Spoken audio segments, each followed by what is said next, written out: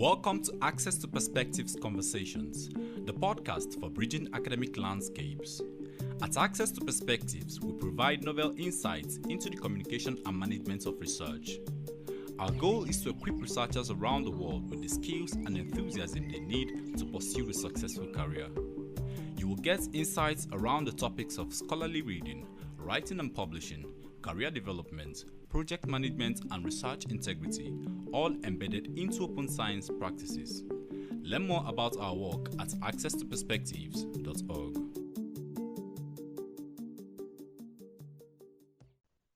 So another episode of our series at Access to Perspectives Conversations. Today I'm very happy to welcome Beth Bayley to our show.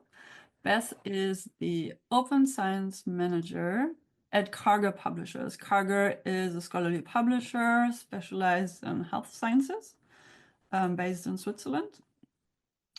And yeah, warm welcome, Beth. It's great having you. Thank you so much. I'm so happy to be here. And since at Access to Perspectives, we base all our teachings and trainings on consultancies on open science practices, and since you at Karger now are the Open Science Manager, I'd like for us to start with what brought you to scholarly publishing? So just a quick kind of rewinder of your career decisions that brought you here, and what's exciting about open science, and what are your daily tasks at Karger in that regard? Sure. Well, I didn't necessarily intend to end up in scholarly publishing, but I'm glad I did. I studied English and German in the US, and then I had a couple years at university in Germany as well. And I did also do an internship at publishing. I always felt like kind of an excitement about publishing, and anything to do with creating things that you read seems like miraculous, to me. But what did you find exciting about publishing? The fact to there's many reasons behind, but what excites you about publishing? I think I really like the idea of being part of making things that people read. It's just I kind of liked literature, and so I think that's what I sort of envisioned, and then as I grew and learned, I saw that there are so many other aspects of publishing. It was not just sort of the novels that I would read as a teenager. But what I ended up doing was living in Germany and becoming a journalist, a foreign correspondent for a business news wire. But I think, although it's a bit random compared to publishing, I think it's always a good stepping stone to be a journalist, because you just learn about a lot of things and learn to ask questions and see the world in a different way than you otherwise do. But it was kind of through moving around, and I ended up in Basel, Switzerland, which is the home to Karger. And yeah, I think they had a need for flexible people with with English and German, and I had a background not in medical publishing, but aligned with publishing, so that worked out. And kind of a funny part of that is that when I was 20, an astrologer told me I would work for a medical publisher, and I really I didn't think very much about it. I didn't know anything about medical publishing, but she was right. So yeah. So just quickly, Karger is a family business, right? Is its existence more than 100 years now? Is it 130? 130, yeah. I think we're coming on 135 even. Yeah, that's also really nice, because we don't have to follow the whims of shareholders. And of course, the family also wants the business to run well, but they have a different relationship with it and a different interest in it, and they really care about it being stable and being there for the long run. So yeah, I really appreciate working for an independent and family-owned publisher. I think there are fewer and fewer, and I think I think people in the community also appreciate that we're there. Sure. Yeah. So, okay, so now open science at Karger, or what did you learn about open science while at Karger or already before, or did you enter through your journalistic lens? Oh. The journalistic lens always helps, seeing like connections and learning about things, but I have mostly learned at Karger. And when I started, I was doing, I was actually like a coordinator with PubMed and different external partners, but I was really doing a lot of different things and working with different teams and kind of got an idea of, how all the different parts of publishing fit together. Mm-hmm. And then open access was just kind of starting to become part of the mainstream. I mean, it had been around for a while, but it wasn't really part of like the mainstream conversation and like expectations that the standard sort of publishing world would be moving towards open access. So I became the point person, kind of like, so what is open access, and what should we be doing and what can we be doing? We were a relatively early adopter. We had our first open access journal in 2007, and we're starting to have hybrid open access, but there was still a lot of uncertainty and a lot to learn and understand, and figuring out like licensing and things. So that's how that evolved. And I've been the open access person since, which I love. I think it's really interesting. And then I don't know, maybe already like 8 years ago or so, it evolved into being the open science manager, appreciating that open access, is a part of open science, and that we also want to evolve in those other practices too, and see it more holistically. So for a publisher and in your position, what, besides making the research items or articles in your journals available open access, what are the other open science components that you oversee in your daily tasks? It's not as straightforward as open access, because open access is about how we publish, versus open science, it's a lot of practices for the scientists. So it's not always things that we can do, but we want to, we do look at what we can do more. Sometimes it's something we can do, like we haven't started yet, but we're hoping to pilot open peer review. So that is something that a publisher can, support authors with. And other things are really giving the authors guidance and tools to carry out their open science practices. For example, having clear guidelines on how to make their data open under FAIR principles, and not just guidelines, but links and explanations, requiring a data availability statement, and providing capacity in Figshare. So yeah, in that sense, like that's not something that we do per se, but we can do as much as possible to facilitate it and encourage and raise awareness alongside. Yeah. So open data, I think, also is becoming more and more topic of awareness amongst the researcher community, to make research data available, and not necessarily open, as in publicly accessible, because especially in medical research and clinical research, there's a lot of sensitivity going on or in other words, there's a lot of sensitive data that obviously needs to be protected from and anonymized, especially when it comes to patients' data, but also, there's several aspects to consider. But like in my understanding, like there's often confusion between open data and fair data, making data findable, accessible, interoperable, and reusable, but not necessarily open, like as in publicly shared and transparent. But so you can have open without fair, but then open data, which is not fair, findable, interoperable, reusable, and then also with the necessary metadata and description and keywords and tagging is actually of no use, because the whole point in making the data available is for other researchers to verify, but also to reproduce or to use the data as is for their own research. And for that, it needs to be accurate and well contextualized.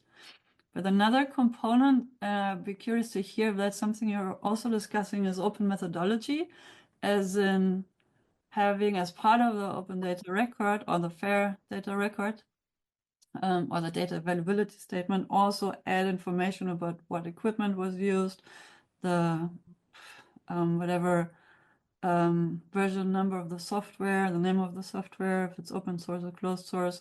These details matter, and it easily becomes a whole list of kind of never-ending specifications.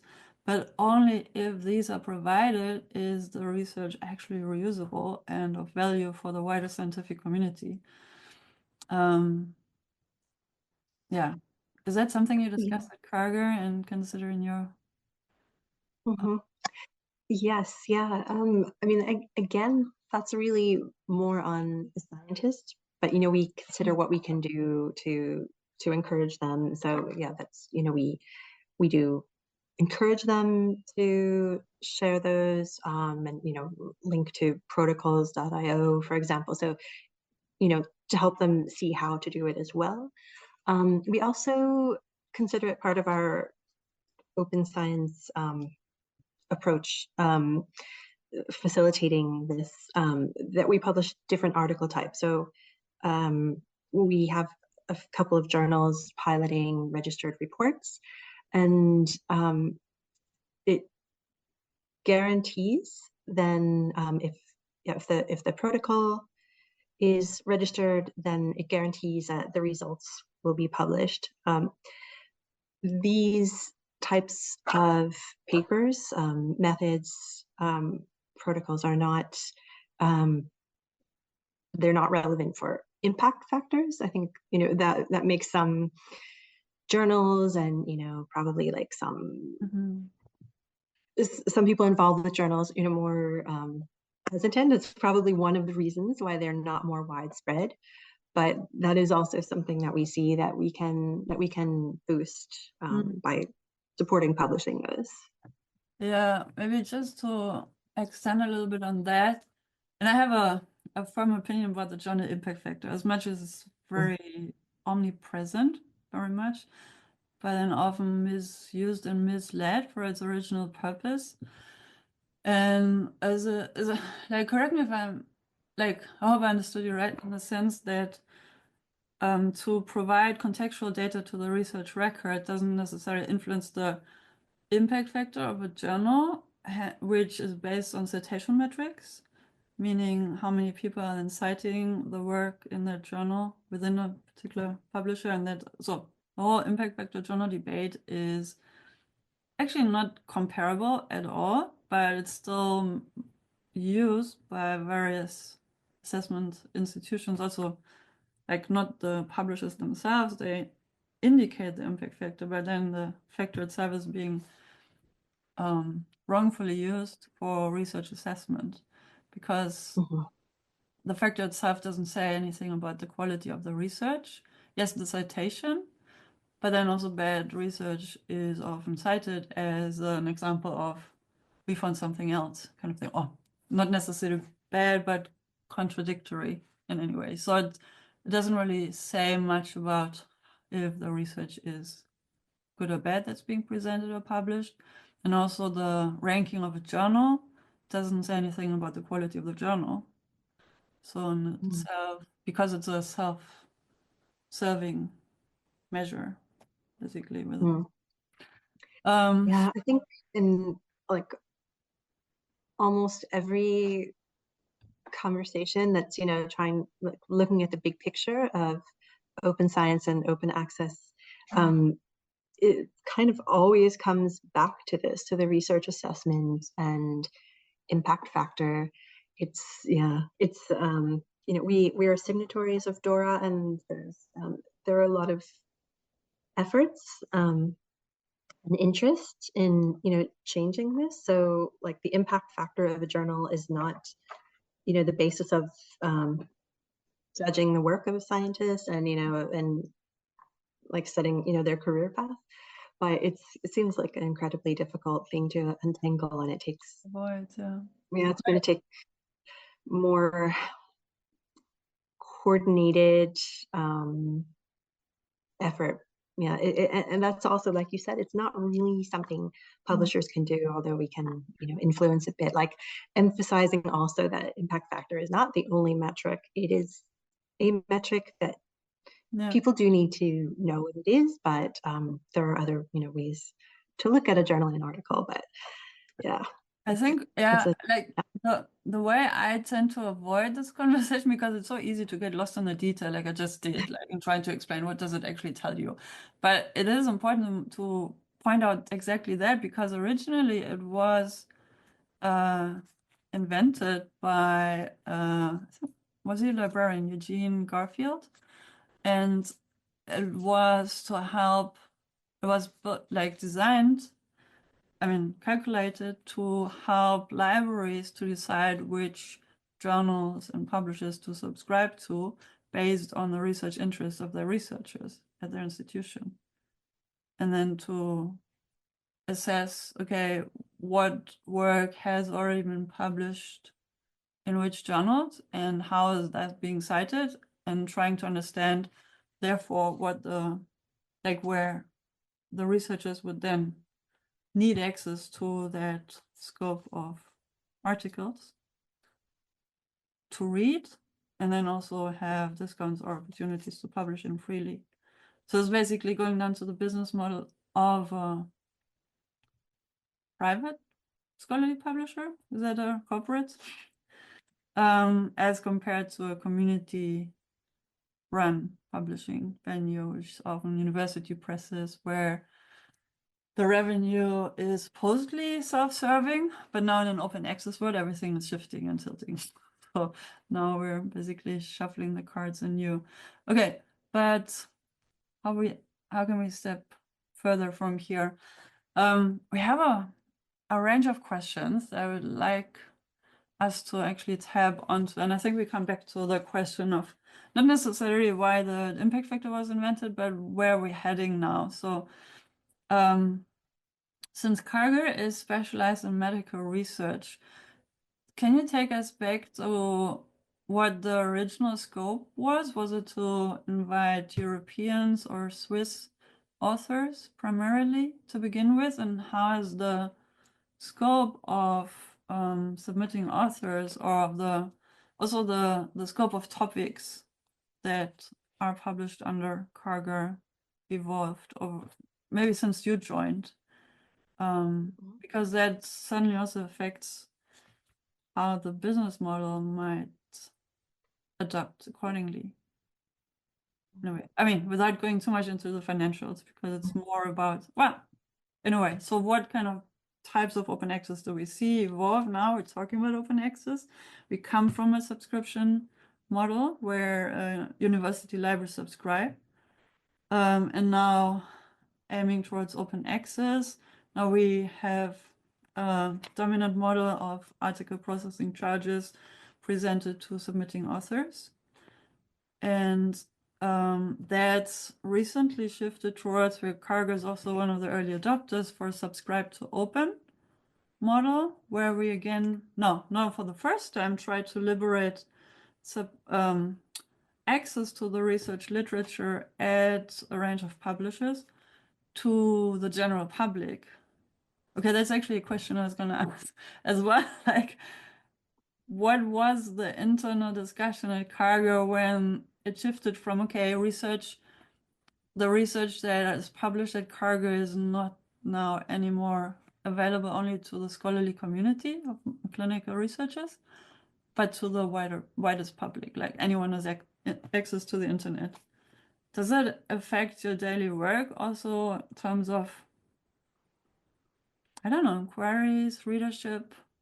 Is it really democratizing clinical research, as you can see at the house, or does it make things more complicated because you're getting inquiries from journalists on like more than you can handle? I don't know. Okay, well, Mhm. questions. Good luck with answering. But on the I good think that side, was a lot of questions bundled up. yeah, but just, I think whatever you feel comfortable in answering, just make a pick. You can choose. I'll go through some, yeah, and if I miss something, you Yeah. can pull me back. But I was going to say to started asking about the audience and the scope, the aim of Karger initially, and they did publish a lot in German. They were originally in Germany and actually came to Switzerland later. Okay. There's some history on the website. Yeah, I won't go into it, but yeah, they have an interesting history. And what I understand of the legacy is that Dr. Karger recognized that English was going to be the international language of scholarly communications rather than Latin. And actually, I believe he was kind of a pioneer in publishing more in English. So I always think that's interesting. And yeah, some of the journals have been around, I don't know what the oldest is, but many, many years. And then, the science obviously evolves. And so we need to keep the portfolio, effective, useful for, research being done now. So for example, we have digital biomarkers, which was launched maybe 5 years ago now as an open access journal. So, of course, that wasn't one of the original journals, but I think dermatology has been around a very long time. And as our chairwoman, Gabby Karger, has said, you can tell sometimes because when we have a journal that is the name of the subject area, like dermatology or cardiology, like you know that we were one of the first ones because every publisher would want to use that name. So that's one of the ways, kind of like counting the rings in a tree. Yeah, you can look at the title of the journal and see how it is. How many journals are there now, and how many did the Karger start with to begin with? That's a good question. I know we have somewhat fewer than when I started. Right now we have around 100 journals. It's normal for publishers to evaluate their portfolio, and some were sort of they were really interesting, but not as not as close to the rest of our subject areas, like folia primatologica. So it's more niche topics for those who are not clinical. Yeah, and like Latin randomness, but yeah, so that has to do with primate, and so which can be related to biomedicine, but not as directly. So that's no longer in our portfolio, for example. So it's just one of the ways it evolves. But so it's a little bit shifts with how the research field evolves. There's branches into one direction, then you realize, okay, that's more of another research field, really. So you should not necessarily pursue further as a separate or dedicated journal under our name. Yeah. Or sometimes another publisher is specializing in that, and then it makes more sense for them. Okay. And and then that allows us to have resources for something that's more closely connected with what we're doing. We recently launched Maternal and Children's Health, which is also open access, and looking at taking a very global approach, and looking at women's health and maternal, from conception to adulthood. And that's that has more ties with our communities, and and also open access.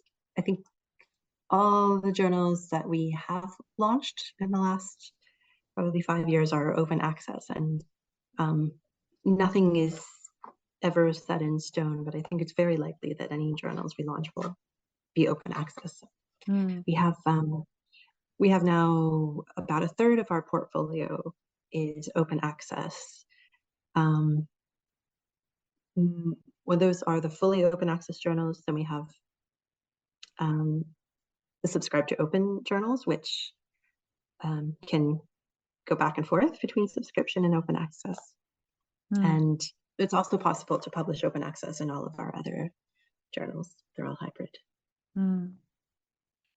And has, like, coming back to earlier question, have you observed how now with open access, public accessibility to the research records, has science communication changed for Karger as a publisher? Do you see more engagement also by other stakeholders of society reaching out to your house? But in most cases, they would probably directly reach out to the research teams. But what's your observation there?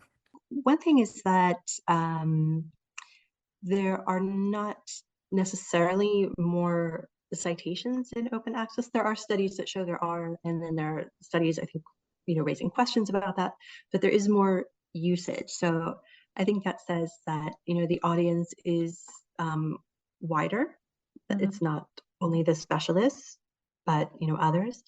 I think a question or a realization that came to light with open access is that it's not only relevant who can read, but also who can be a part of, the conversation, like have more of a dialogue and more a global collaborative approach, because open access, as we know, solved the problem of everybody being able to read, but created a new one of not everybody being able to publish.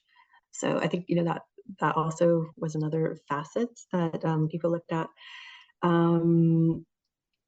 But I think another thing with communications is, and going back to the first point about, more people use and read the articles, not necessarily citing them, so that, it's perhaps a different audience. So I think it's also maybe a question, is it enough to have technical access that you can click on an article and read it, or how much of a responsibility do we have to also allow people to understand it?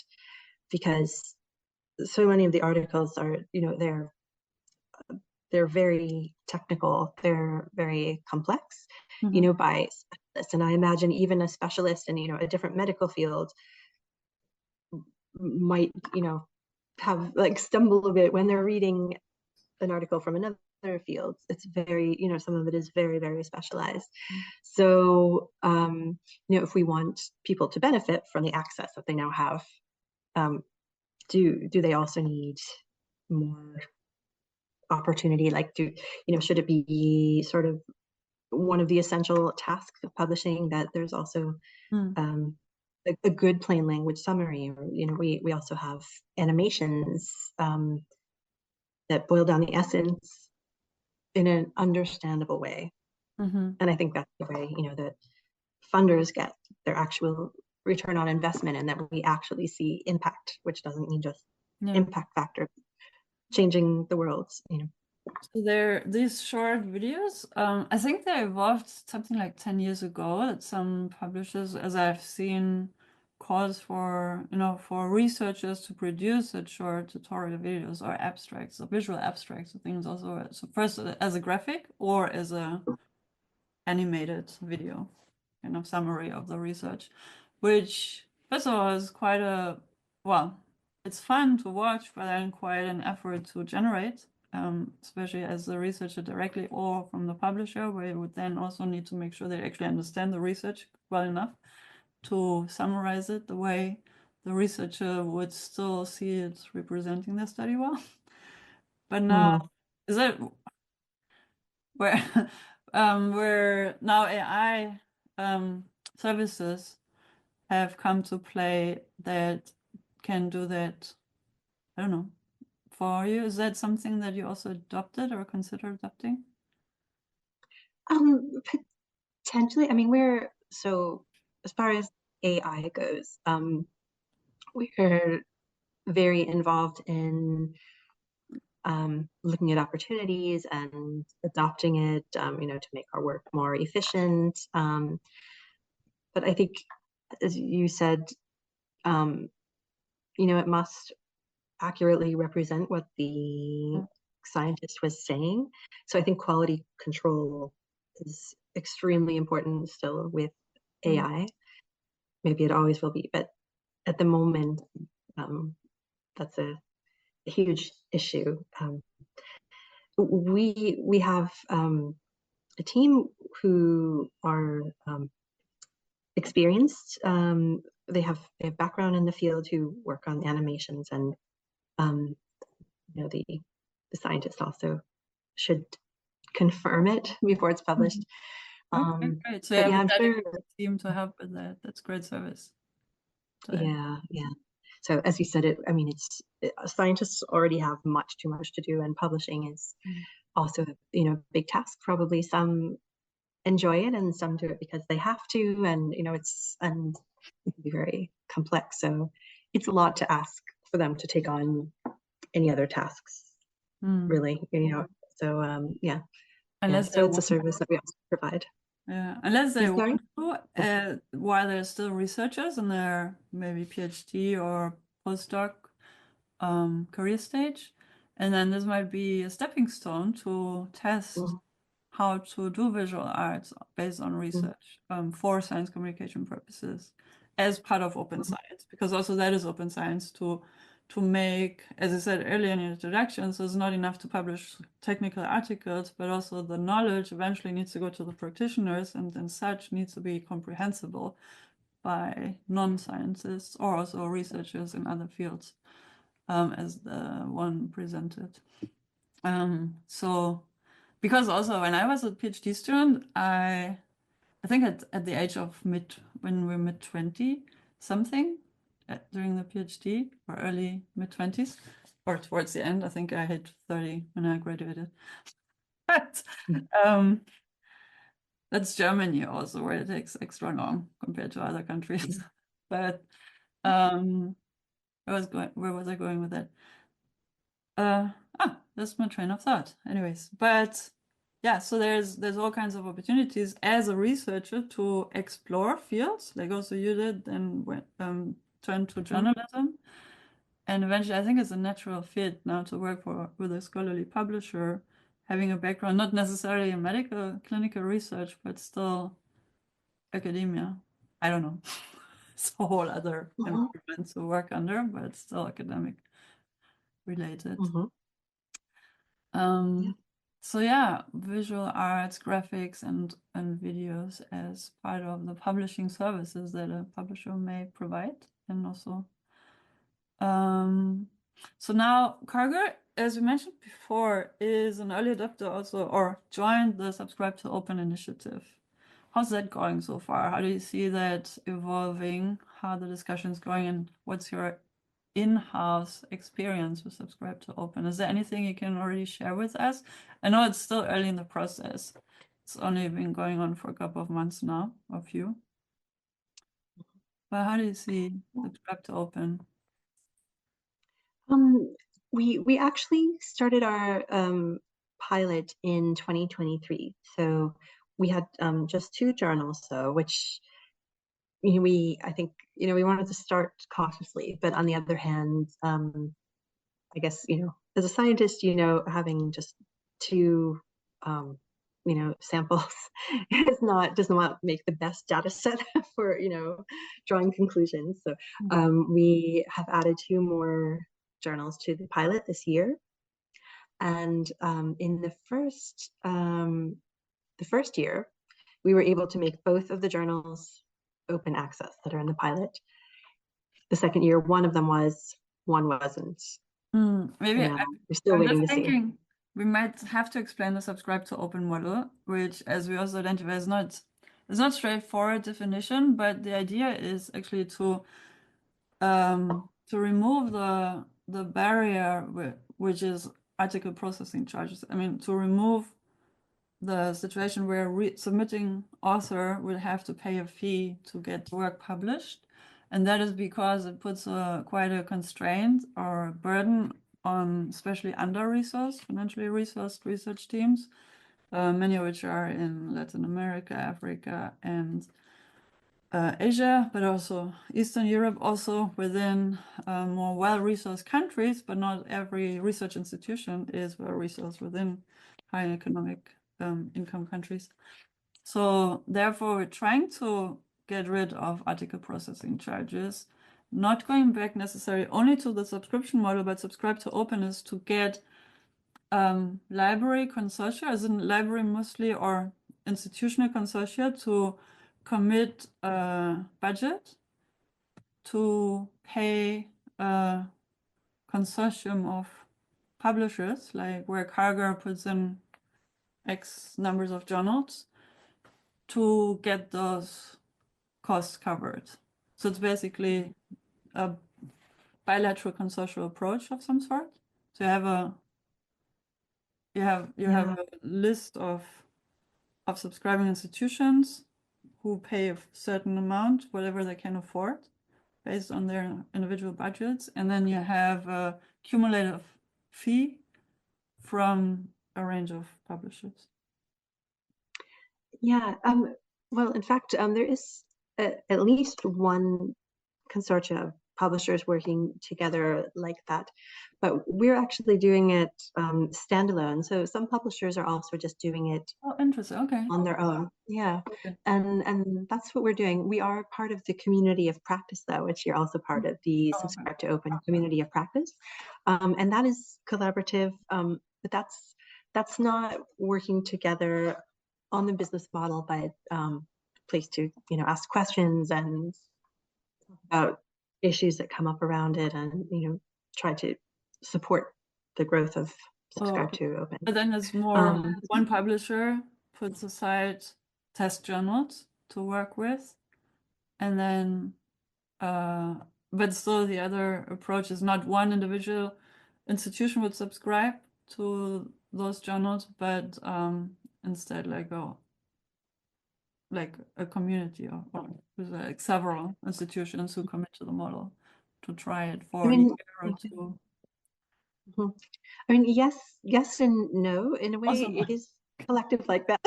Sorry. I think there probably are some libraries who are working together, but I mean, and at the end of the day, it is in a way, it does require libraries all to do it, but they can decide independently. Like for us, I mean, I think like at the I don't know what it's like, most basic level, before there were sort of collaborations. I think the basic idea is that before open access, and also still now, publisher would publish the journals, and we have subscribers, which can be individual subscribers, but also consortia, and sometimes it's part of a collection, and sometimes it's just a library might, or a doctor's practice might subscribe to 1 or 3 journals. Excuse me. So the idea is that, as you said, the APC for open access is a huge barrier for a lot of researchers. So ideally we could eliminate that, but it still requires capital, money, to publish articles. So it's not really an option for publishers just to say we'll do it for free, because that's not sustainable. There has to be some alternative to the subscription income. And then annual reviews, the publisher several years back had this idea, and they innovated this model that said, okay, well, the library is paying the subscription, so that's what the publisher needs to be sustainable. So what if we continue that, but if the publisher gets that money that they need to keep the journals running, to keep their business running, and everything they need to continue innovating and everything, if they meet that threshold, then they make the journal open access. But subscriptions are done on a yearly basis, and so every year you have to meet that threshold where you have enough subscription commitment, where enough libraries or or enough subscribers say, yes, we want to renew our subscription. And if you have the right number, then you can say, okay, so we can be sustainable and make the journal open access without paying to publish. So it's, I mean, it has other advantages too, like with moving from subscription to open access was also a huge like upset of all the systems that had been in place for a while, like how libraries spend their resources and the kinds of decisions they make and the way they support authors. So, I mean, it's really like, it's not just the article being available that changed, it's the way libraries had to work and what's expected of them. And yeah, so in a way that also keeps things simple because it's an existing system that can be, you know, it's not so disruptive in the way that gold open access was disruptive, the systems. You could say we were already subscribing, it's the same money, it's the same invoice, say, you know, it's the same procedure, but we can just make it open access. So, you know, that's wonderful in a lot of ways. But the big question about it is, if it's open access, will the subscribers want to pay for it the following year? Or will the publisher say, it was open access, so our customers canceled their subscriptions, and now we don't have enough money to publish the journal. So yeah, I mean, it's a really exciting possibility. And so far, we're really happy. We haven't had any subscribers who canceled because of that. You know, we weren't sure when they say it's open access. We can't pay for that. We don't want to pay for that. And just to, I think an important point is that sometimes people talk about like that the libraries have to be supportive, you know, to make subscribe to open work. And what we find is it's just that libraries have a lot of constraints. It doesn't mean that they don't like the idea. They might want to make everything open access, but libraries, you know, institutions, like everything, there are all these strains on their budgets, and every year they have to make difficult decisions. And we just recognize, like, in a pragmatic way, if they come to a choice where they have, you know, let's say they have, you know, 5,000 euros that they can spend, will they spend it on journals that are already open access, or, you know, ones that they can only access if they spend on it? So I think, yeah, I think that's the big question. It's a critical time for testing period to see. I think, like, if all the cards were on the table, I think there's enough space and room and opportunity for everyone. But the question is, with awareness of the options and understanding, okay, how does the model actually work? And then the existing contracts and all of that is currently moving or tied still. So we'll have to see how that evolves further. Interesting. Thanks for explaining that. And no, I've been following the Diamond and Science Open approach, particularly subscribe to open. It's interesting how little we still know about all the details in each of these models, like what it complies, also from different perspectives. Like, of course, for the scholarly community, it's easy to say, why do we have to pay so much or anything at all? And then the libraries say, well, we have a budget, but we're supposed to do these and these and these services. And then where the institutions, I don't know, funders, governments, like there's so many stakeholders in research dissemination and conducting the research in the first place. And oftentimes the publishers get the blame for the costs. But then, like, Yeah, I think it's time, like that's also what's happening already for all the stakeholders to get to the table and really assess what's actually doable and how can we divide the cake in such a way that everybody gets a piece, but also that the service can sustain. Yeah.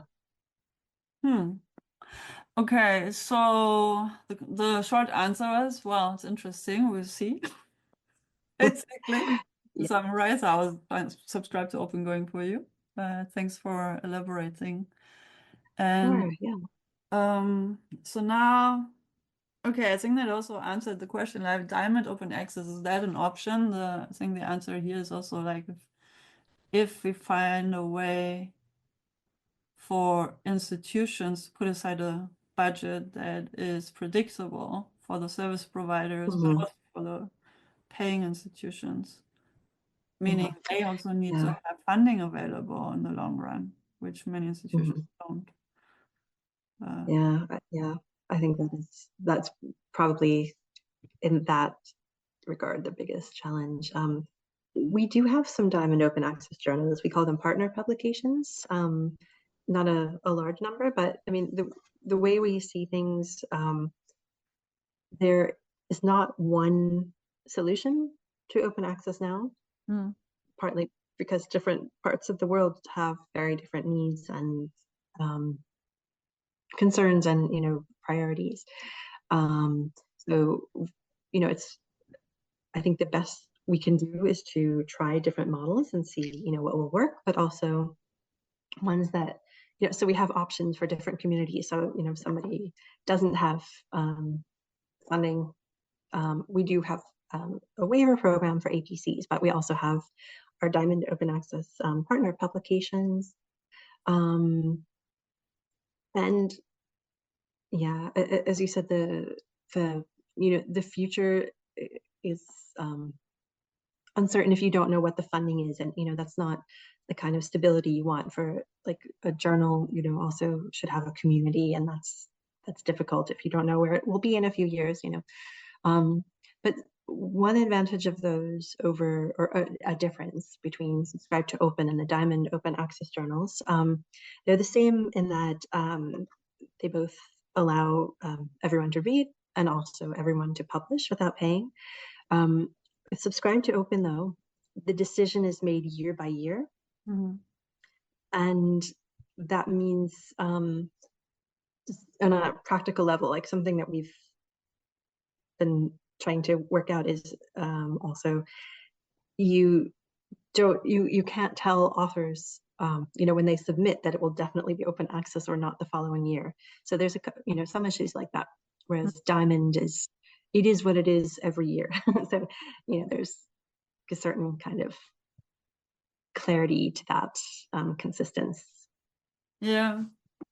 So it's still absolutely worth trying Subscribe to Open, but I think it's just something a bit more challenging. I think what the good thing with Subscribe to Open is that it calls for commitment and it triggers discussion, like also, I mean, across stakeholders discussion, like to really bring people to talk to each other. I mean, different stakeholders to talk to each other and what can we do and how can we make this work, as opposed to one just sending an invoice or the other one canceling a subscription.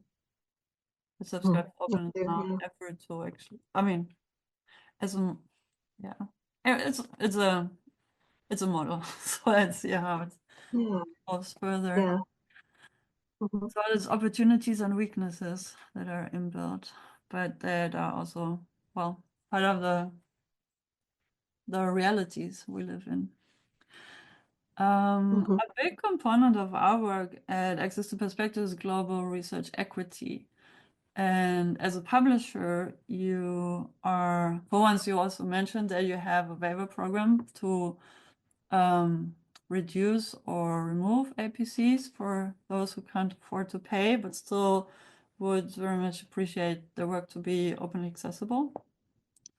And then you're also a member of the Research for Life, because Research for Life is an initiative where, particularly on agricultural, medical research, and I think a third research field, so more the applied sciences, are accumulated to or brought together, where publishers commit selected journals for significantly reduced also. So it's another waiver program, but dedicated to the research communities in those fields. So yeah, what can you say about your experience there? And also how you engage with the clinical research communities in Latin America, Africa, and Asia. Yeah, so that's, first of all, since joining Research for Life, but also no broader aspect of open access. How does the global engagement of the research community in clinical research shifted?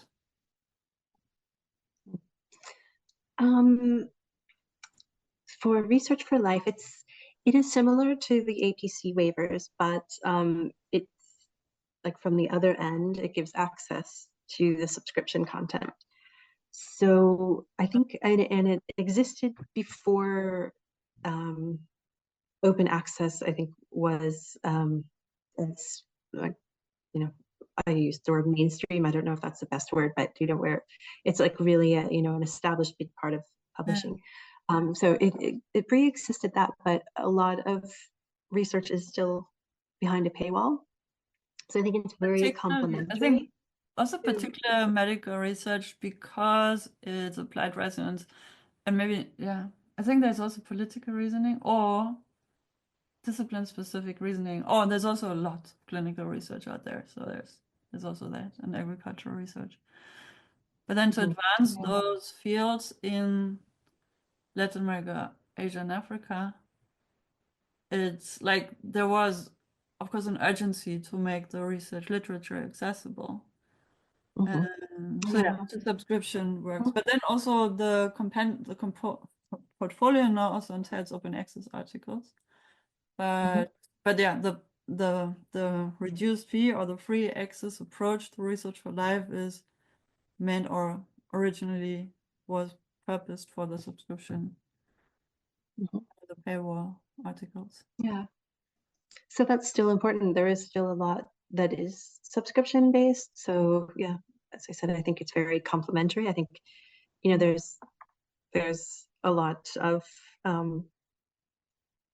a lot of problems are addressed if we have these two things, the waivers for APCs or discounts, depending on the country's economic background, and Research for Life. Actually, Research for Life just recently published a study where they showed that the output did increase by, I think they said, up to 75% from giving access to content. I could send you a link. I won't try to. Yeah, I think I've seen the whole study, but yeah, they were trying to show that it makes a difference, and they feel confident that it does. So yeah, I think they found it didn't impact like patents and other aspects, but yeah, there was more output from these that are getting access through programs like Research for Life. So so it helps global engagement, and also so in what sense do the researchers then, but the Research for Life is mostly about providing access to the literature, and that in turn then allows them to publish more, but not necessarily through Research for Life, right? That's uncouplable. Right, yeah. I think they have a lot of different activities, and I don't think I'm maybe informed enough about them to talk about them, but they also have different ways that they engage, so besides just the access. But yeah, like they have country connectors to kind of be ambassadors to explain, I think, how you can access this. They might not even be aware that they have the resources Mhm. that are provided. So yeah, they do some different activities, but our main involvement is through granting access and then coordinating that. Right. So, to conclude, what's your foresight, or what's your vision? How do you see the future of globally inclusive open access publishing in the next 3 or 5 years? I got to pick Yeah. up a job interview, but more like what do you find exciting and also still challenging in your daily work, and where do you feel things are evolving towards? Mhm. So I was thinking about that, and I think, it's always hard to predict the future, but right now things feel very volatile politically, economically. I was also thinking about Delta Think is a consultancy, and they had a study recently, and they saw, or an analysis, that there had been for many years strong growth in open access compared to subscription articles, and that growth kind of, I don't know, slowed down or even stopped in the last year. So I thought that's also interesting. Like, that could be a reversal of the trend, and then it's harder to extrapolate. But I feel like in the last year or two, there is more acknowledgement that, or more appreciation of the difficulties of just making everything open access. I think there was an expectation that everything would become gold open access, and Coalition S just had to kind of force it, and then it would fall into place. But that turned out not to be true. It turned out to be more difficult, and to have sometimes backlash in ways they didn't expect, like because of the APC causing a barrier, and that it didn't remove all the inequities, but maybe even, I don't know if it stimulated inequities, but or at least highlighted them where it wasn't as clear before, and that there was more publishing in hybrid journals, which actually was not at all their intention. So I think I feel like there's more sort of global understanding that it's more challenging, and that there might not be one way that can be universally applied everywhere. So maybe, looking ahead, like probably in 2018, when Plan S was announced, maybe some people would have predicted 5 years ahead that everything, or almost everything, would be open access. We're definitely not there. So maybe in 5 years we'll have kind of similar to now, like different approaches. I think there might be more, and I hope there's more experiments, like or more innovation, like Subscribe to Open, thinking outside the box and trying something where people would say, what? That's, they're like, wait, what did you just say? Like, it sounded so kind of radical, but also so reasonable. It was such a different way to look at the problem, but also makes sense. So I hope that there will be more conversations, more empathy for people in different parts of the ecosystem, and and more, more efforts, I guess, to try things out, and some progress. I guess, I wouldn't predict that I feel everything will be open access, but that will move closer. Yeah, no, I totally agree. And I feel the publish, review, curate model that's now emerging seems to be like a model that is adaptable to variations of itself, where everybody might have a place to survive within. As in, making use of institutional repositories or preprint repositories as well.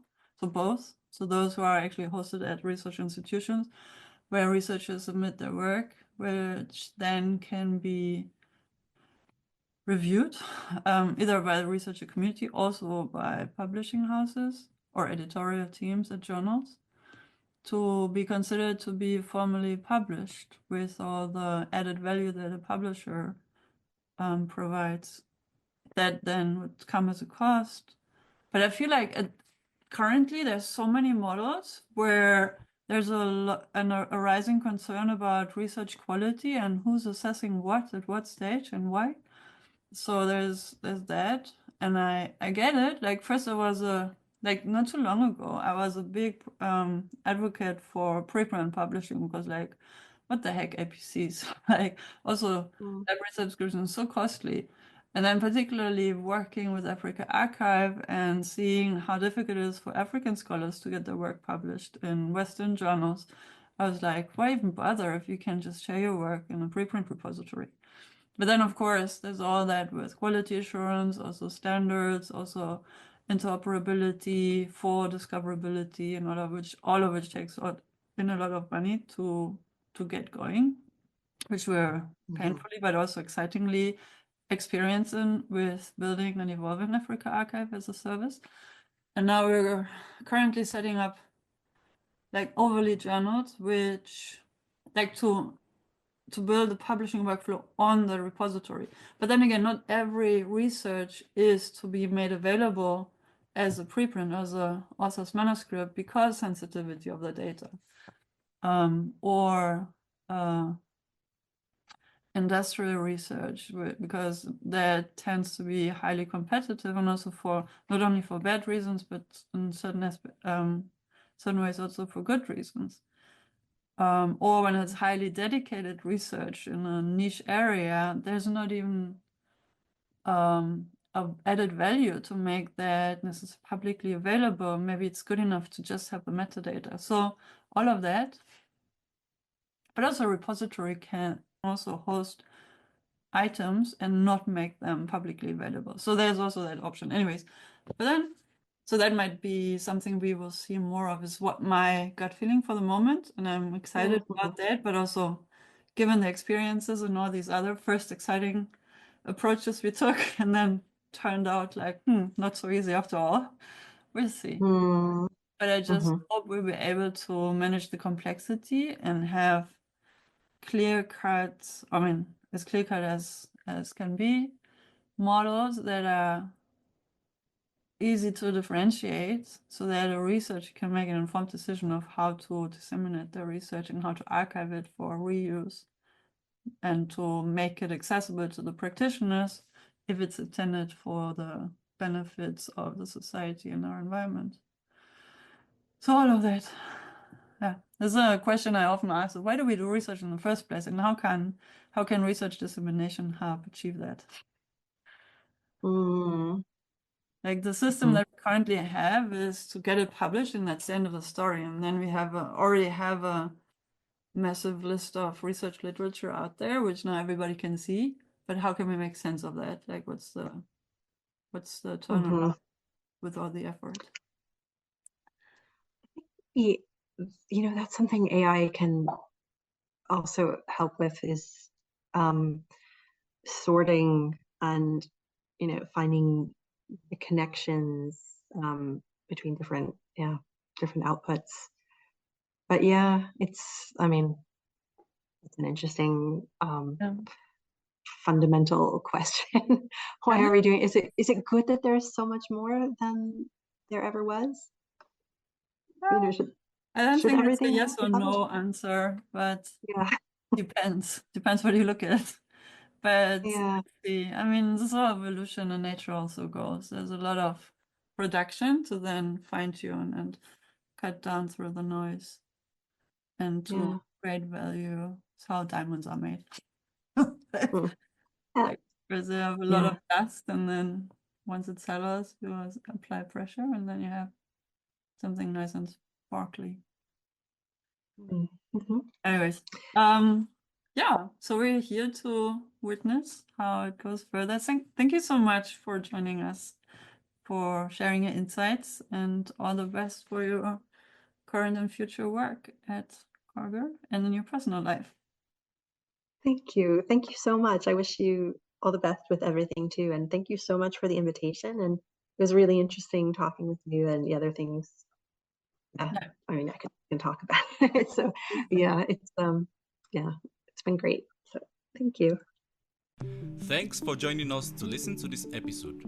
Do let us know what you think. You can email us or connect with us on our social media channels, which you can find on our website at accesstoperspectives.org. Email us at info@accesstoperspectives.org or book a call to explore how we can support you with your research planning, management, and publishing. Welcome you again soon for our next episode. Until then, have a great time.